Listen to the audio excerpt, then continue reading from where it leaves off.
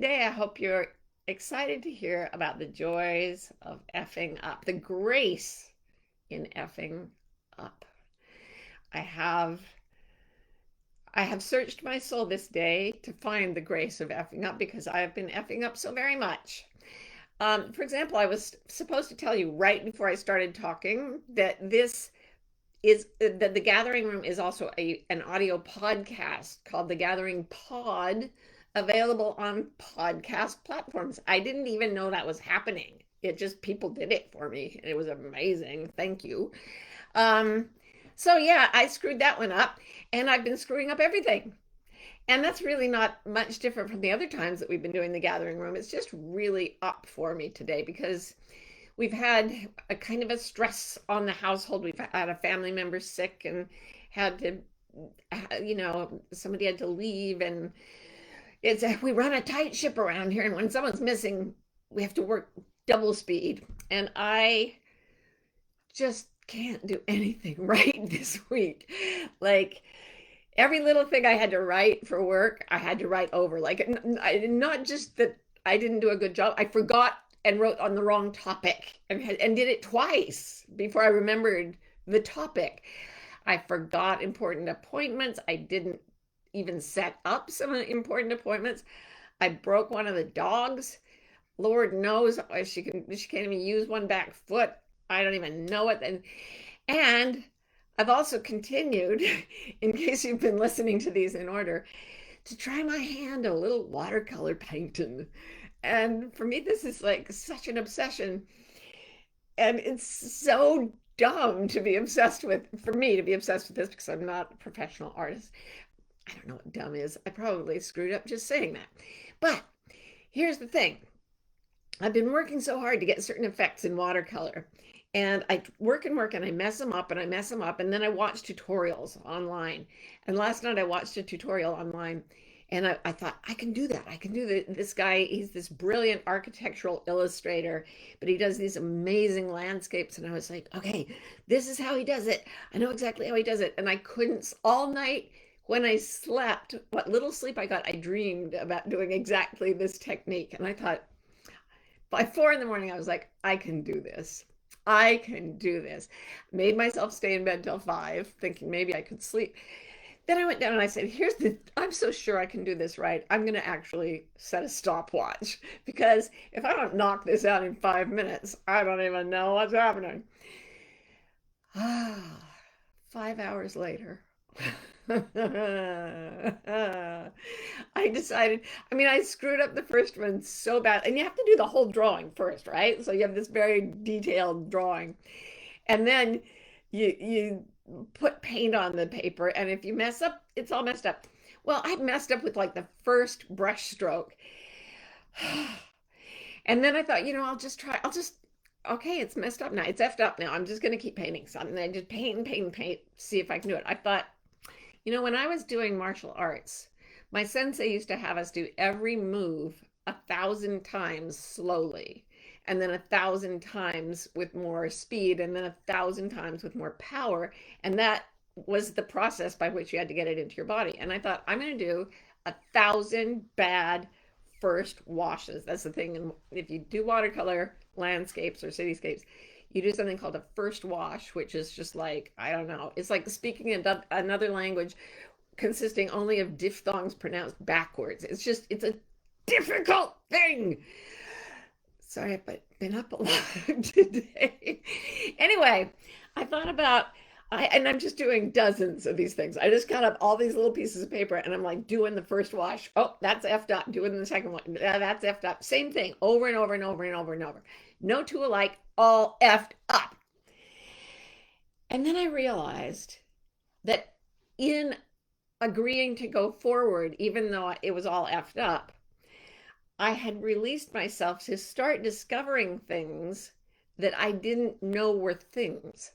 Like I never cracked the puzzle. I never got a first wash that looked good to me, but I started finding things that happen with the brushing with my body, and I could feel them going into my body. And I thought, this state of grace that comes over you once you say it's all effed up, that actually is where a lot of the most beautiful self-discovery and mastery of life comes from. And I started thinking about all the people, like maximum performance, people who study maximum performance in sports have found that people get maximum performance when they have worked really, really hard to get good at something. And then they decide something's gone wrong, so it's just all effed up. So they're just going to go out and participate and get their like plaque for participating. And a lot of like major world records have been set by people. I remember one athlete in this study who'd set a world record in the Olympics in track and field. He trained and trained and trained, but on the day of the event, he was sick. And so he was like, okay, well, I'm out of the top prizes. I'm not going to get a medal. So I'm going to have a cheeseburger. He had a big cheeseburger and a milkshake, which is not what you're supposed to do right before you run an Olympic race. And at least this guy wasn't. But he was so relaxed. He's just like, I don't have a cheeseburger. I don't have a milkshake. And he went out there and he said, I'll just participate. And he set a world record. And he'd never even been close to the world record before. And he was completely astonished because it had felt so easy to him. And it was because deciding that everything's effed up allows us to relax. I've seen the same thing in public speaking, certainly the same thing in writing. Have you ever tried to write beautifully and it's just all labored and stiff? And then you just start joking and on the page, and suddenly your writing has some energy to it. If you're a writer, you will know what I mean. I've seen it with marriages and relationships, people who are working on their marriage, and then they decide this is too effed up, let's get a divorce. So they're like, oh, thank God we're not married anymore. And they start actually enjoying each other. And then they're like, oh, maybe we should stay married. Let's work on this. And it gets all effed up again. It's in the saying, it's all, I'm not even going to try, that they find a space to be happy with each other. I see this a lot with people who quit their jobs. They're like, "Oh, I thought I liked doing this, but I just hate my job and it's all effed up." And then they decide to quit. And suddenly they're telling everyone at work the truth. They're relaxed. Their work is flowing better. Everybody's starting to like them. And they're thinking, so many people have told me, I don't want to quit now. It wasn't, now that everything is completely scuttled, I'm starting to enjoy the job again like I used to. So I was pondering this as I did one bad first wash after another. And believe me, these are really bad. Oh. And I thought about how in the military, at least the US military, they have two beautiful, beautiful acronyms. Oh, the military can come up with an acronym, can't it? It's just beautiful. And the first one is SNAFU. Have you ever heard the word SNAFU? SNAFU. It means situation normal, all effed up. Except they don't just say the F. So a snafu is when things are going the way they usually go. Then there's another phrase, FUBAR, FUBAR, which means effed up beyond all recognition. So the reason I love this so much is that there's no acronym for the time when everything's running smoothly and everybody's doing everything right, because that time does not exist in a human life. And if it did, it would be so, so boring. Like I could actually, I used to do it, take a photograph and reproduce that photograph in paint so exactly that it would look as if you had printed the photograph on a canvas. I can do that. It's boring as hell. Who cares? Get a camera to do it. The joy of having a human paint a picture is that things are gonna go snafu. And it's in the snafus that you get little things that cameras don't do, little things um, that don't have a machine-like precision. Even though you may be going for machine-like precision, you really can't. Then when things are effed up beyond all recognition, there can be a time in that it's like the maximum performance thing, or the end of the marriage, the end of the job. In the middle of things being effed up beyond all recognition, you find things in there that you never knew to look for. And it's because you no longer recognize the situation.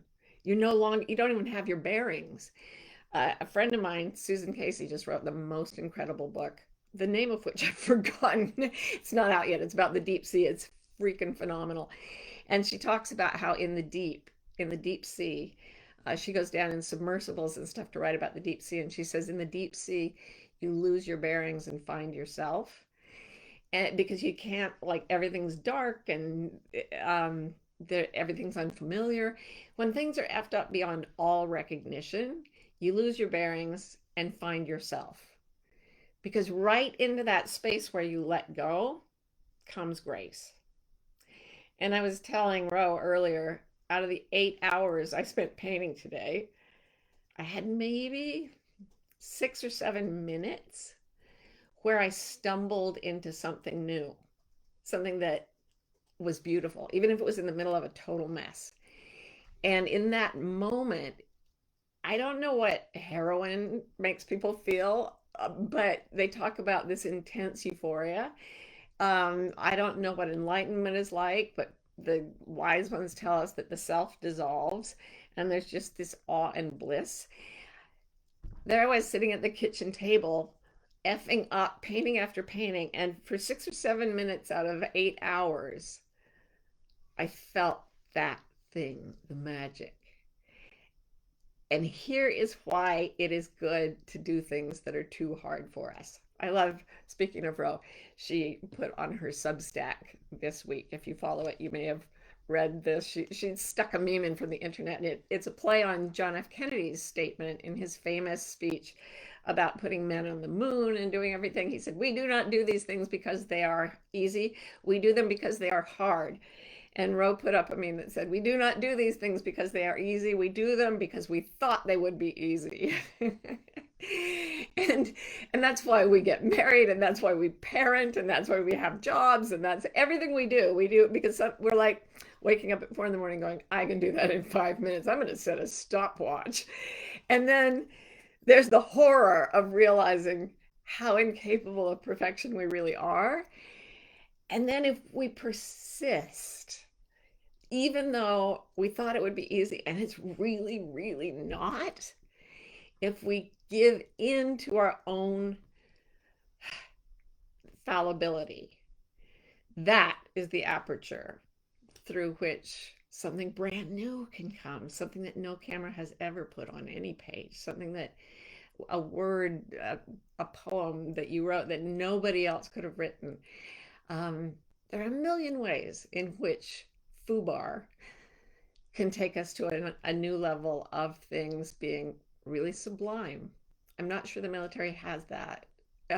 Situation weird, everything really sublime. What's the acronym for that?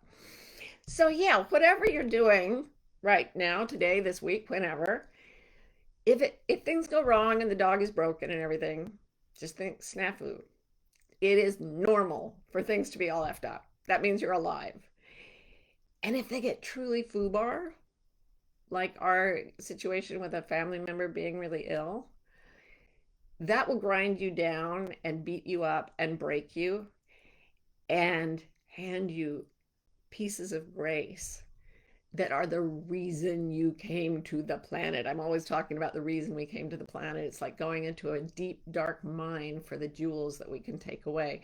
And I think those are the jewels we take away when things are snafu, but especially when things are FUBAR. That's when the moments of grace come in. So that's what I have to say about the grace of being all effed up. And now I'm going to go to the questions. Thanks for sending these in, folks. And thanks to Ro for forwarding them to me. Anne says, "I find that the fear of the snafus can paralyze me and make stop trying and doing anything. How can I get past this and let myself past this point?" Here's the thing. This is a terrible thing for me to say, but there's a typo in the question, and it's fine. It's okay.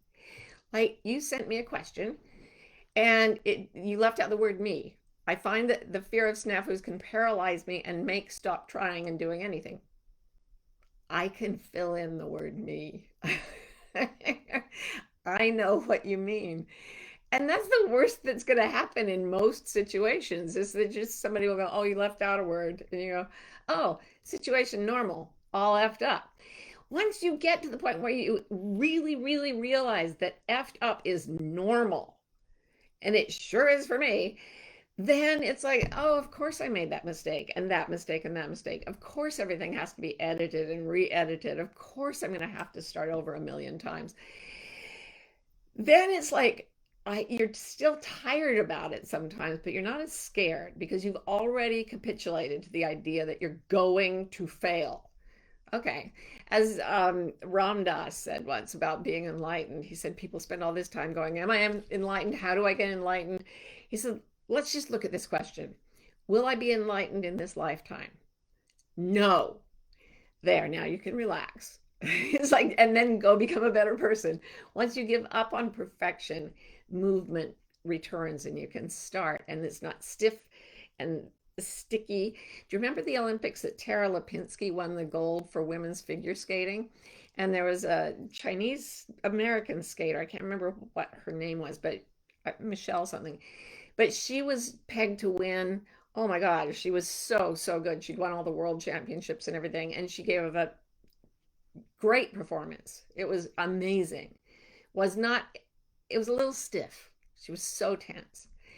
Then Tara Lipinski, who was like 15, went out there and had nothing to lose and just had a blast. So loose, so relaxed. It was magic. And no one pegged her to win, but it was that, right, this is no way it's going to be perfect. So I'm just going to have fun. Boom. Go watch Tara Lipinski's final skate from that Olympics if you want to see what it's like to let go of the fear. And if you can't let go of the fear, just go forward in fear, F up, and then you find out you're still okay. That's kind of how it always works. I've never met anybody who went out and got over their fear and then never effed up ever, ever. Okay, Nancy says, it is a very rough time of my life. Oh, honey. Yeah, it'll be a very rough time in my life really soon. It's not today. Today's good. For everybody in this gathering room, there are going to be times when it's very, very rough.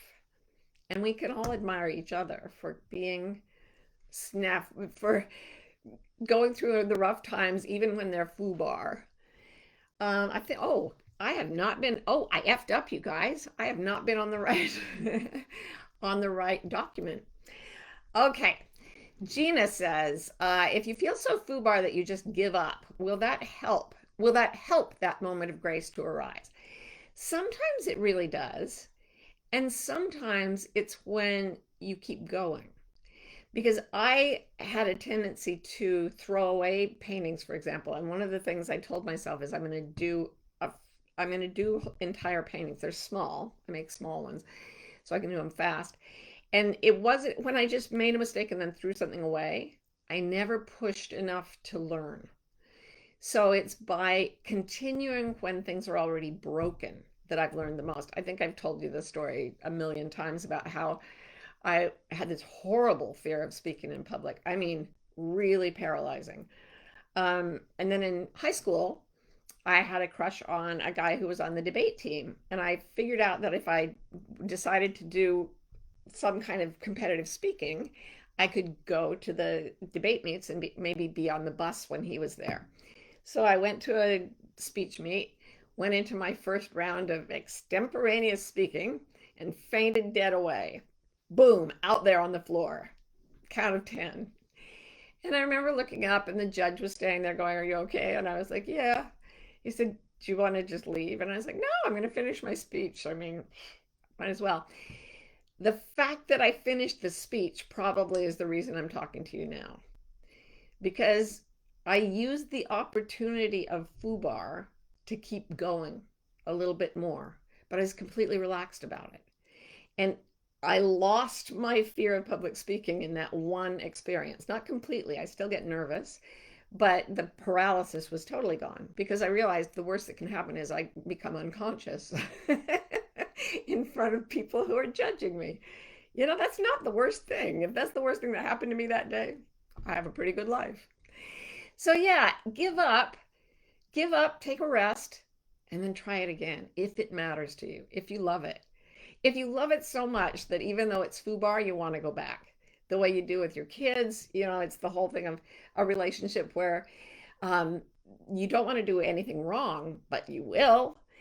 And I love Dr. Becky Kennedy, who says in parenting, it's not perfection, it's rupture and repair that makes a good relationship. You'll do things that hurt your kids' feelings, you'll do things wrong, and it will rupture the relationship. And that's an opportunity to go back in and say, oh, okay, I wasn't listening to you. I must have, I hurt your feelings or whatever it was. Give me your perspective. I'm really here now. And it's the rupture and repair process that teaches people to trust. So if we can do that with our children, that's really, really powerful. And if we can do it with anything we love enough to go back to when it's FUBAR, you'll learn from the times you F up. And everything you don't love enough to go back to when it's FUBAR, just don't go back. I think basically you should just do the things that are so important to you that if it gets effed up beyond all recognition, you will still want to get the result you're after. So Bianca says, does this apply to only situations we are passionate about? How do we know when it's time to let someone else do it or give up completely? I think when you're tired and uninspired, I was going to say, but that time comes. I mean, I would probably put myself in some kind of physiological state of emergency if I didn't get tired when I was doing something that matters to me. I wrote the second half of Expecting Adam, my first memoir, in one sitting, 72 hours. I couldn't sleep. I was too excited. So I guess I was passionate about that. When you can feel, here's the thing. Here's the thing, folks. I don't think it's what we call passion that's really at work here. I think it's spirit. I think that when something has passion has, in the English, it blends with the passion of sexual love, the passion of eros, which is definitely, there is a Venn diagram overlap with everything you love and a kind of erotic draw toward it, a magnetism. But it's when you're called by the spirit, it's when you're pulled by your soul that you absolutely keep going, no matter how many times you F up. And so that's why there's grace in it. Because if you keep going, you leave passion behind and you get into complete communion with the divine, which goes beyond mere passion. And those are the things I think, keep trying things. And if you F up and you think, oh, I'm done with this, and you throw it down, you stomp away, and then you see somebody else doing it and you're like, I bet I could do that. Like, and you feel that I can't sleep now because I want to try that. That's a piece of your soul. And that's, to me, it's better than the typical passion that we generally talk about. So give up unless you feel that. Give up as many times as you want. If it pulls you back in to the FUBAR and says try again, that's probably your soul speaking. And again, those are the jewels we're here to collect. Okay, the Robin scene says, when you struggle artistically, how do you know, I think, that it means it's time to push through a FUBAR or a time to take a walk? You never know. So you push and then you walk and then you try and then you fail. And then you take the dog for a walk and the dog gets broken. And then maybe you quit walking that particular dog because that dog gets broken a lot. Um, Sorry, I diverge because of my ADD. I really think that we're all muddling through everything. There is no, who are we to know when it's time to walk away and when it's time to push the envelope in anything, in a relationship, in a mastery of a skill, whatever. Nobody can tell you. It's all by trial and error. I always tell people it's like people trying to make fire in the forest when we need fire to survive. When is it time to walk away? Well, never really. When is it time to take a rest? When you're exhausted. How do you know you're doing it right? You make fire. How long does that take? I don't know. Takes different people different amounts of time. If you have a teacher, it goes faster. But everything is like this. We are, make no mistake, there's no roadmap for anybody. We're all just sort of wandering around. Even if we're following the rules, we're doing it because that we think that will be easy. And guess what? It turns out not to be that easy. And so then we stumble around some more. And then when things get really FUBAR and grace comes in, now we know to go back to the moment of grace, the time when it's not snafu, even. It's beautiful. So Shivi says, how do we listen to our intuition in a snafu? I think the best thing is humor. I think that when the situation is normal, all effed up, the very fact that the military, that they talk to each other that way, it's dark laughter. There's evidence that shows that people who survive difficult situations like plane crashes in the mountains and stuff, you're more likely to survive if you can laugh at things being FUBAR or SNAFU.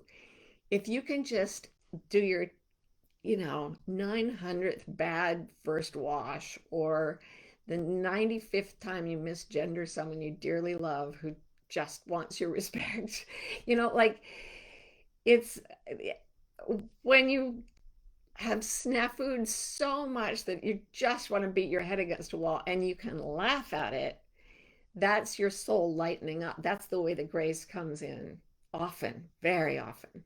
And I think that's what the intuition is. It's going toward humor. It's the right side of the brain taking us to something, a new way of looking at it.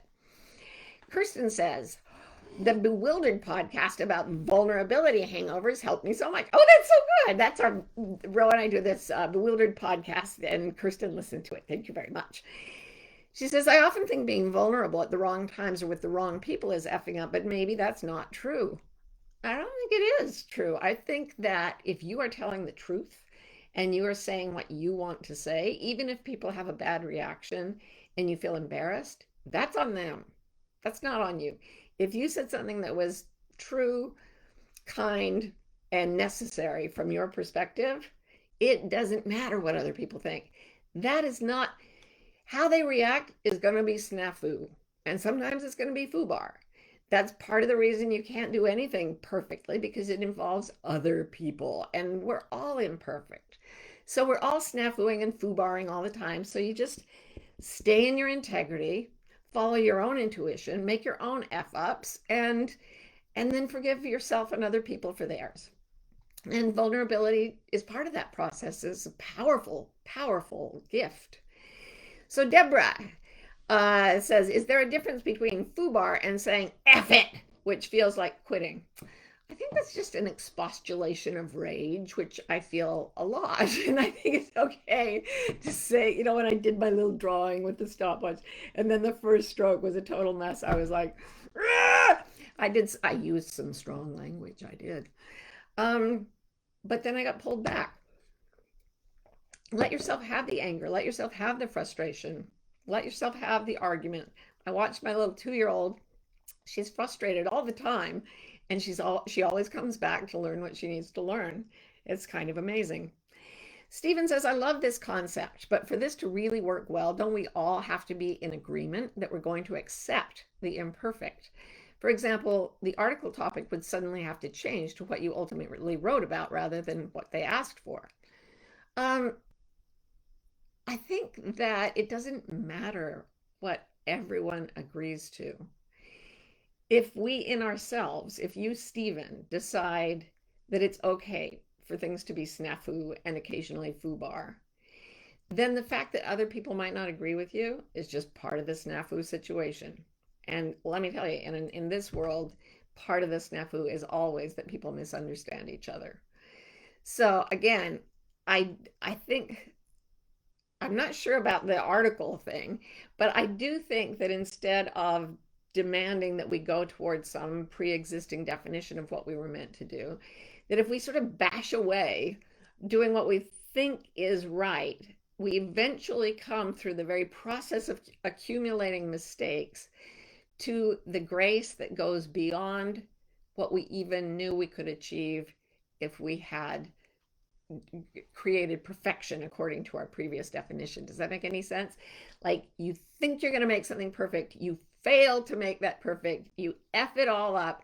And if you keep going back when your soul calls you, and if you're funny about it, and if you let yourself use strong language and you let other people misunderstand, you break through into something that you did not know. And it wasn't the perfection you thought you knew that was the real destination all along. It was the brand new insight, the grace that comes when things are all effed up.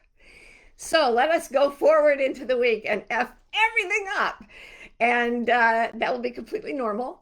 And I love you all very much. Thank you for joining me on the Gathering Pod. See you soon.